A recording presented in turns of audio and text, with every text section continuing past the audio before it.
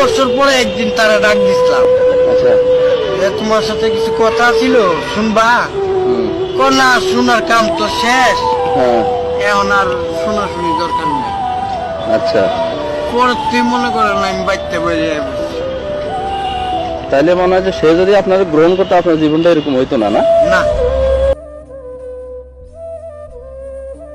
আমরা শুনেছি যে ছেলেরা নাকি মেয়েদের মন ভাঙে। হ্যাঁ, এটা সত্য যে অনেক ছেলেরাই মেয়েদের মন ভাঙে, মনে আঘাত করে। কিন্তু মেয়েরা যখন আঘাত করে, পুরুষের রুহে আঘাত করে, এমনভাবে আঘাত করে যে পুরুষটা একদম ভেঙে চুরে চূর্ণ বিচূর্ণ হয়ে যায়। কয়জন মেয়েকে দেখেছেন যে রাস্তায় নেশা করে ওখানেই শেষ হয়ে গেছে? কয়জন মেয়েকে দেখেছেন কষ্টে হার্ট অ্যাটাক করে মারা গেছে? কয়জন মেয়েকে দেখেছেন পাবনায় ভালোবাসায় পাগল হয়ে মেন্টাল হসপিটালে অ্যাডমিশন নিয়েছে? কয়জন মেয়ে আছে? সবই পুরুষ।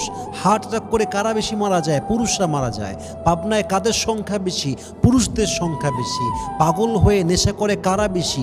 পুরুষরা বেশি। এটা মাথায় রাখবেন যে পুরুষরা মেয়েদের মনে আঘাত করে, আর কিছু মেয়েরা পুরুষদের রুহে এমনভাবে আঘাত করে তার আত্মাটা কেঁপে যায়, তার জীবনটা এমনভাবে নষ্ট হয়ে যায়, পুরুষ তার কাজেও মন দেয় না, পুরুষ তার ফিউচারেও মন দেয় না, পুরো ক্যারিয়ার, পুরো জীবনটা ধূলিসাৎ হয়ে নিঃশেষ হয়ে যায়। ঠিক কিনা বলেন সবাই আপনারা?